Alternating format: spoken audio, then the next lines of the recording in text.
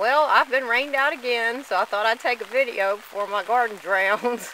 And I hope you can hear me over the rain on this umbrella. There's a few things out here I wanted to show you. Here's my lettuce bed, and I have Grand Rapids lettuce, which is leaf lettuce that supposedly stands up to our heat. It's resistant to bolting, and it's doing beautifully so far. And I have some romaine in the center and chard on the corners. As you can see, we've had a lot of rain overnight, and it's supposed to rain all day long. I have turnips there and some onions, and strawberries there should be ready in a few days.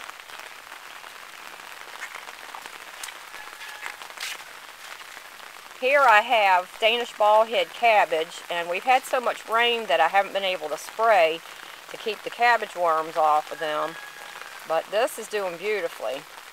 And this cabbage is supposed to be the best keeper. It's the type that you can bury over winter and keep. So I wanted to try some this spring to see if I can bury it and get it through the summer.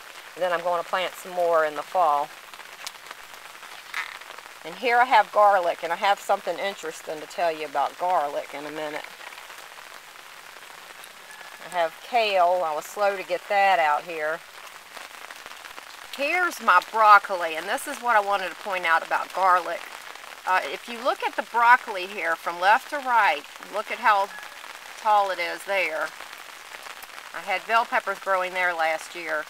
And then right here, you could see the broccoli is taller, the leaves are bigger, and the stems are thicker. Right there, I had garlic growing last year. And I've tried to find some factual information on this on the internet, but I haven't come up with much, except that with companion planting, they say that garlic improves the growth of some plants. And I assumed that they had to be planted together to make that work. But apparently, if you follow garlic with broccoli the next year, then it helps its growth as well. Because I can see a drastic difference between the broccoli that's growing where the garlic was last year and the other spot. See, it's the difference of night and day, and I hope it shows up on camera. But you can see broccoli to the right is growing where garlic used to be, and the broccoli on the left is growing where bell peppers were last year. It's a big difference.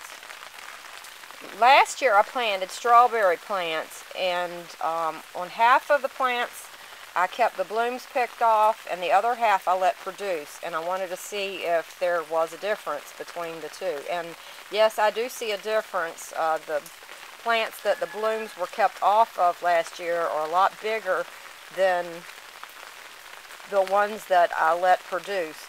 And another strange thing I've noticed is that the plants, the runners that were produced from the ones that I kept the blooms off of are producing far better than the runners from the plants that produced last year.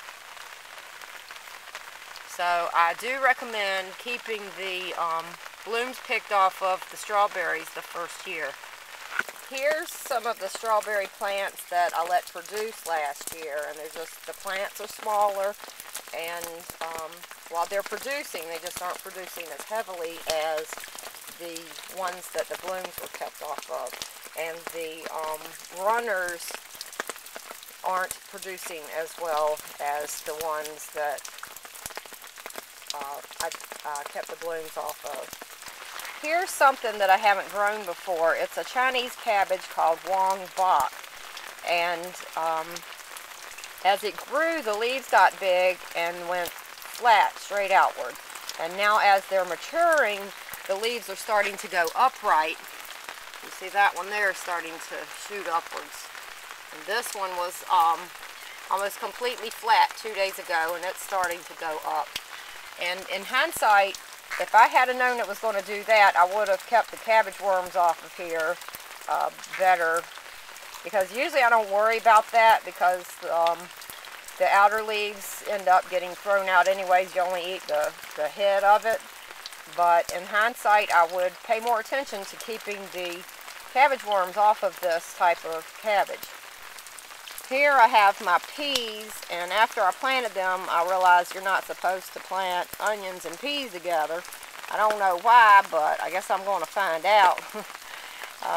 These are sugar snap peas, and I've had trouble with peas in the past with our heat. They'll, just as they start producing, then our heat will knock them out. And read this year that if you plant the peas thickly, then they will shade themselves and stand up to the heat better. So that's what I did. I planted all of my peas about 3 inches apart and in bands 18 inches wide. And they've started to bloom, and they seem to be blooming well. So it doesn't look like it's going to affect the production by having them this thick. I guess I'll find out. But that's the sugar snaps. And here I have Laxton's Progress. And they're blooming well, and they've started producing some pods. But you can see how thickly I planted them. And hopefully I'll get enough out of here to can. I have Brussels sprouts here, and they seem to be doing well. It doesn't look like the cabbage worms found them over here. And here I have my asparagus, and it's done very well. Next year I should be able to cut them for about a month or so, so I should get plenty of spears off of them next year. And these are about 6 or 7 feet tall now. And they're still putting out some nice shoots. There's one there. There's carrots that are left over from last fall. Here's my tomatoes, and I'm having a little bit of trouble with them. I think they have some kind of a virus. I've been breaking off the lower branches to hopefully slow that down. So I don't know how this is going to turn out. I can't quite pinpoint the problem either. Let's see if I can show you right here. It starts at the tips of the leaves. See those white spots? Or it's like a necrosis of some sort. And the best I could tell from information on the internet, it might be thrips, but I don't know. If any of you have had that problem, let me know. I don't think it's mosaic. Here's my romaine. That's real pretty. It looks like a bunch of roses over here. So that's my spring garden so far. Hopefully it'll survive all this rain. It's supposed to rain all today and a little bit tomorrow too. I've had a lot more rain than I've needed this year, but so far so good. And I'd like to get my summer garden started. So that's what I have going on here in my neck of the woods. Hope it helps.